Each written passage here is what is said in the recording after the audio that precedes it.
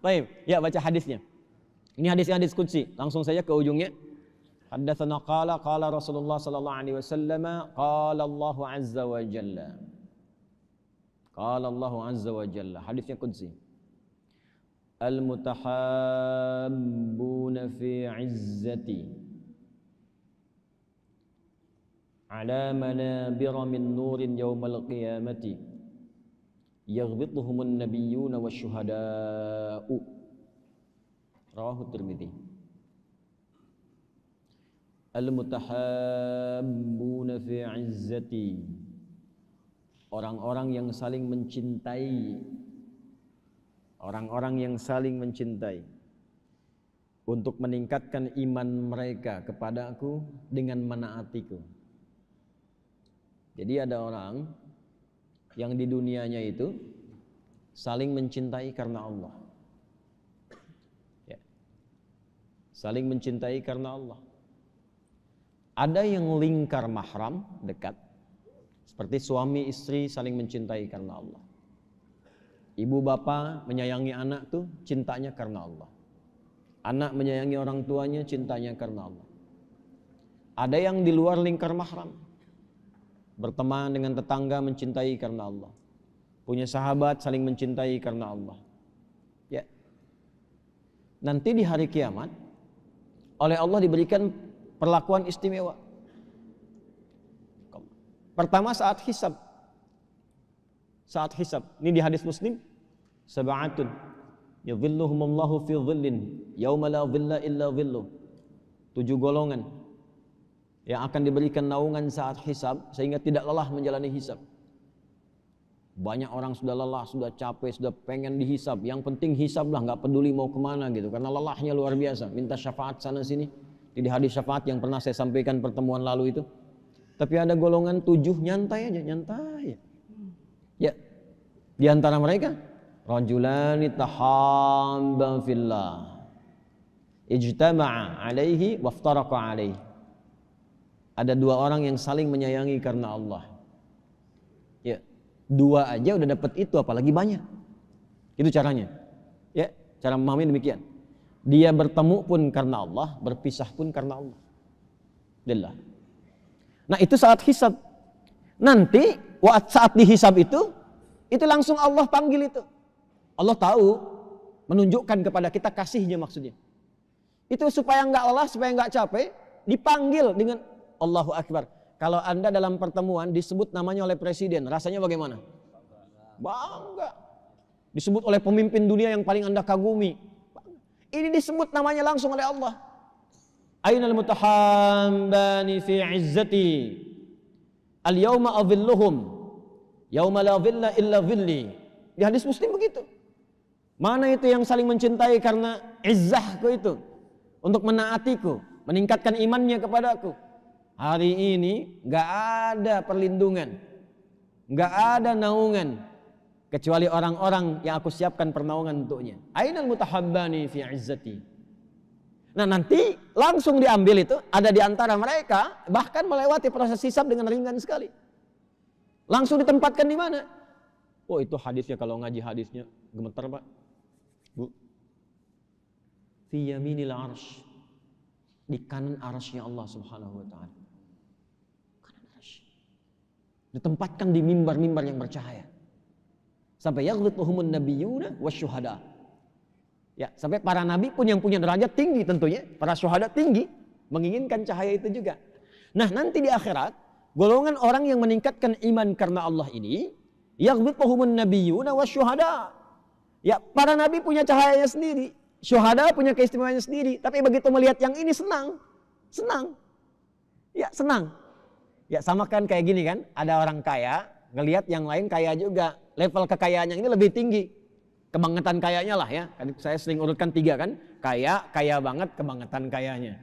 Ya kan? Yang kebangetan kayanya pun kalau lihat orang kaya pakai mobil biasa yang bahkan dia punya lebih daripada itu, kadang pengen kan? Ya kan? Yang ini punya mobil tinggi, harganya misalnya 1 triliun lah, misalkan ya kan? Yang ini klasik, harganya cuma 100 miliar, tapi kelihatan bagus kan? Ada rasa pengen kan? Pengen ya? Tapi nggak apa-apa, kan ini lebih kaya gitu ya. Nah ini begitu tuh, cara memahaminya begitu. Jadi jangan rendahkan derajat Nabi di bawah ini, tidak. Nabi di atas, di atas. Tapi orang ini luar biasa. Dan modalnya apa? Iman. Iman. Jadi iman dan ilmu itu nyatu.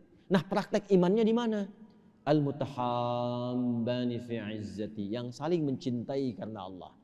Kalau kita temukan di dalam hadis atau ayat, konsep umum, maka cari setiap detil dan rinciannya dalam sifat-sifat itu yang ditemukan di Quran atau di hadis. Contoh, ada orang-orang yang saling mencintai karena Allah. Misalnya suami istri saling mencintai karena Allah. Ayah, ibu mencintai anak karena Allah. Kita saling mencintai karena Allah, teman-teman pada umumnya. Realnya bagaimana? Maka keluarkan ayat-ayat yang di ayat itu ada sifat-sifat pekerjaan yang Allah cintai. Kita mencintai karena Allah. Bagaimana Allah mencintai itu sehingga kita masuk ke dalam cinta itu? Paham nggak?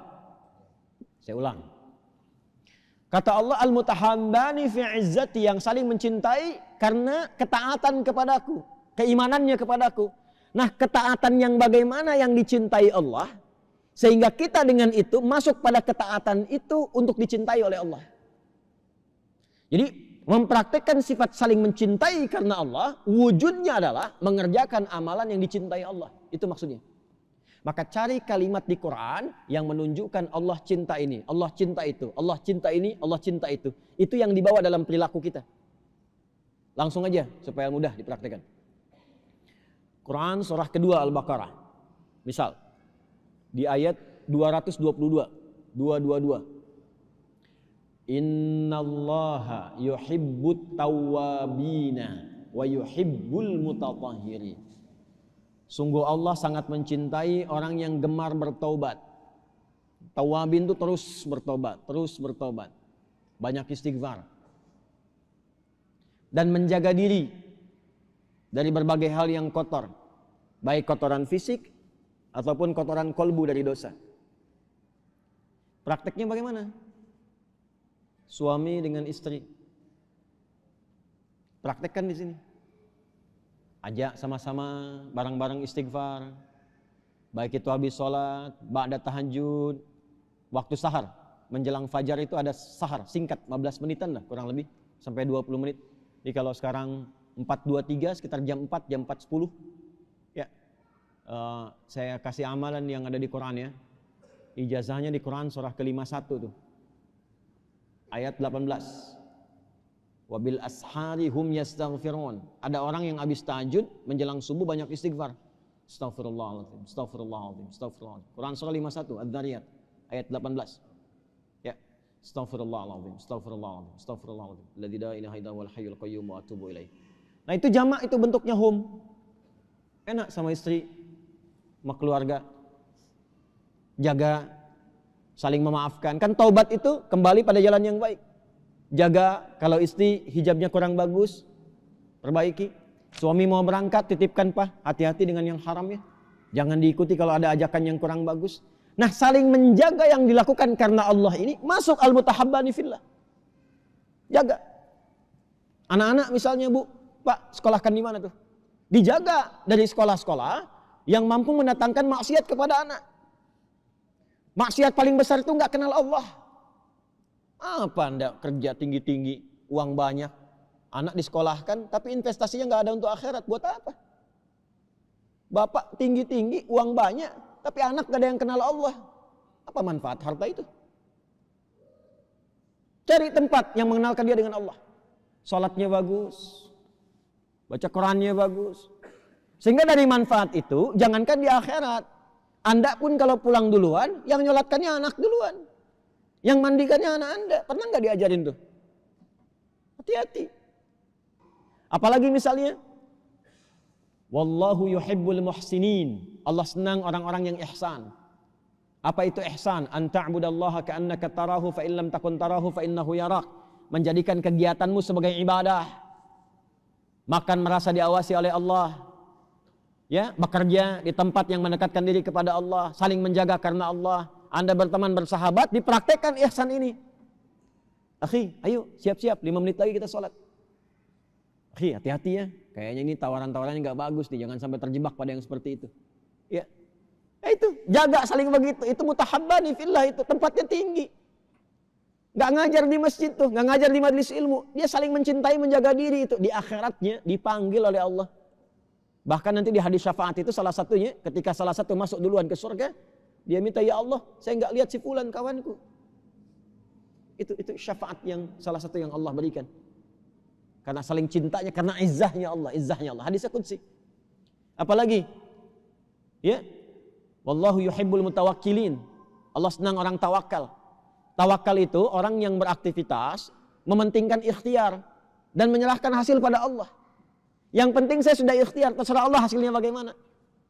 Gitu. Jadi orang yang seperti itu nggak capek, Pak. Kerja berikhtiar, sholatnya dijaga, lakukan karena Allah. Terserah Allah mau kasih rezeki berapa. Itu nggak capek hidupnya tuh. Dan itu secara psikologi menghilangkan kekecewaan. Udah kita yang ikut tender, udah siap-siap, diambil orang. Hei, belum tentu di situ mungkin ada hal yang kurang bagus untukmu. Allah akan alihkan ke tempat lain dengan proyek yang lebih baik. Itulah tawakal. Apalagi? Wallahu yuhibbus sabirin. Allah senang orang sabar. Apalagi? Innallaha yuhibbul muqsitin. Wallahu yuhibbul muttaqin. Banyak tuh. Jadi saling menjaga dengan keluarga, dengan teman, dengan kerabat, meningkatkan takwa, meningkatkan sabar, meningkatkan ihsan. Itu kalau bisa dilakukan di hari kiamatnya, dipanggil, ditempatkan di mimbar tertinggi, dibuat dari cahaya. Sebaliknya, cari juga amal-amalan untuk dijauhi yang tidak Allah cintai. Jadi kalau yang tadi yuhib, yang ini la yuhib. Wallahu la yuhibbul zalimin. Allah enggak senang orang zalim.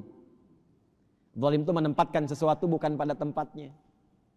Harta alih-alih disyukuri untuk foya-foya. Jangan mengajak teman atau terbawa pada suasana untuk seperti itu. Ada teman yang seperti itu, aja pada kebaikan. Ya, ria, pamer. Lagi, innallaha la yuhibbu man kana khawanan athima. Allah enggak suka orang yang berkhianat dan saat yang bersamaan juga memperbanyak dosa. Jadi kalau diajak ke perbuatan dosa, jangan ikut, Pak. Bapak sudah mulai naik promosi, jabatan, kantornya naik, olahraganya sudah beda. Yang mungkin di olahraga itu ada maksiatnya, golfnya bagus. Tapi perempuan yang mengiringinya nggak bagus untuk dilihat. Hati-hati. Ya. Nah itu dijaga. Jadi yuhib dimasukkan, la yuhib dimasukkan, tempatkan, konsisten. Sampai dengan meninggal. Itu pahalanya tinggi. Akan membersamai dengan para ulama, ditempatkan di mana? Ala manabira min nur. Jadi kalau ulama dibuatkan mimbar yang tinggi karena dia banyak di mimbar, berdakwah mengajak orang dekat pada Allah. Kalau yang satu lagi dia meningkatkan iman, saling mencintai karena Allah. Semoga kita digolongkan pada golongan-golongan yang disebutkan oleh Nabi SAW dalam hadisnya ataupun dijelaskan oleh para ulama untuk memperluas tafsiran dari makna-makna tadi sesuai dengan ayat dan hadis yang diisyaratkan.